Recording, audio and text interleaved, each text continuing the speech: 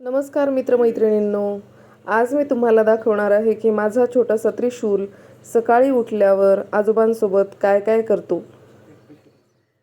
तुम्ही पाहू शकता या व्हिडिओमध्ये त्रिशूल त्याच्या आजोबांसोबत सकाळी उठल्यानंतर सकाळची पहिली सुंदर गोष्ट म्हणजे आजोबांच्या कुशीत बसून मुक्या प्राण्यांना खाऊ घालणे.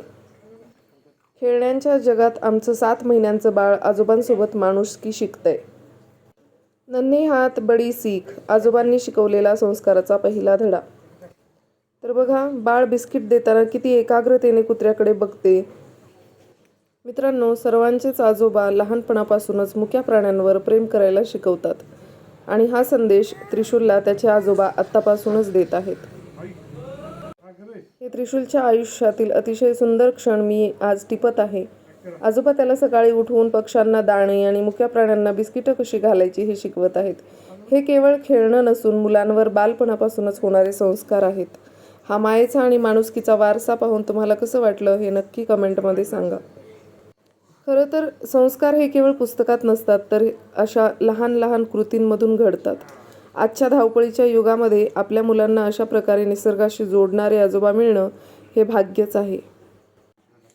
आजोबांनी शिकवलेली पहिली गोष्ट, दुसऱ्यांना द्यायला शिका. बिस्किटाचा हा छोटा तुकडा माणुसकीची मोठी शिकवण आहे.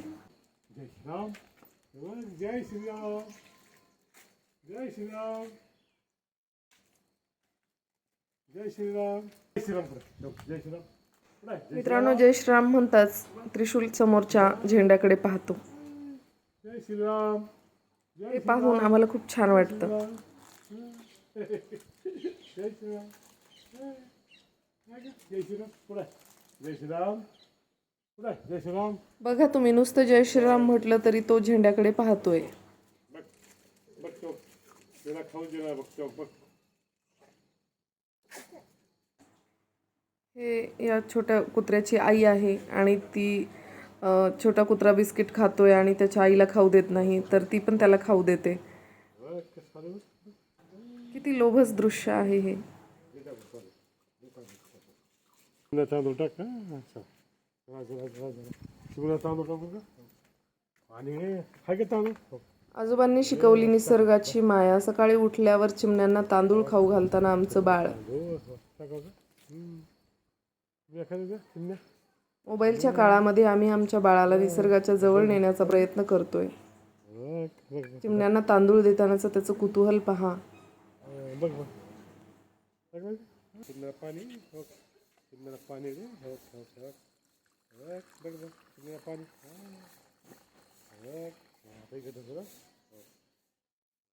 हे सगळ्या गोष्टी तो अगदी बारकाईनं पाहतोय. बरोबर सकाळ झाली की हे प्राणी आमच्या घरासमोर येतात आणि बिस्किट टाकायची वाट बघतात. प्राण्यांना ही प्रेमाची ओढ बरोबर समजते. आपल्या बाळासाठी हे एक जिवंत उदाहरण आहे की आपण चांगलं वागलो तर निसर्गही आपल्यावर प्रेम करतो. हे तर आमचे रोजचेच पाहुणे आहेत.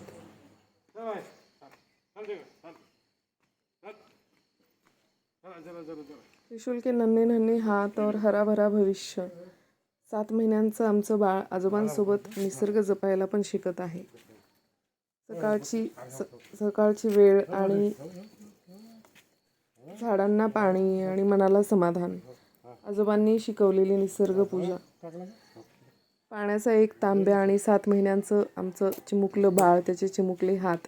आजोबांकडून मिळते निसर्गाची पहिली ओळख.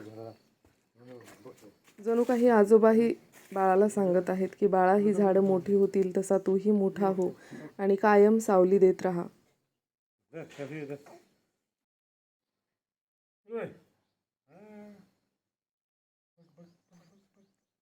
कुत्र्याला पाणी पण ठेवलं आहे त्रिशूल. मित्रांनो, आमच्या त्रिशूलची सकाळची दिनचर्या तुम्हाला कशी वाटली कमेंटमध्ये नक्की सांगा. व्हिडिओ आवडला असेल तर लाईक, शेअर आणि सबस्क्राईब करा. थँक्यू.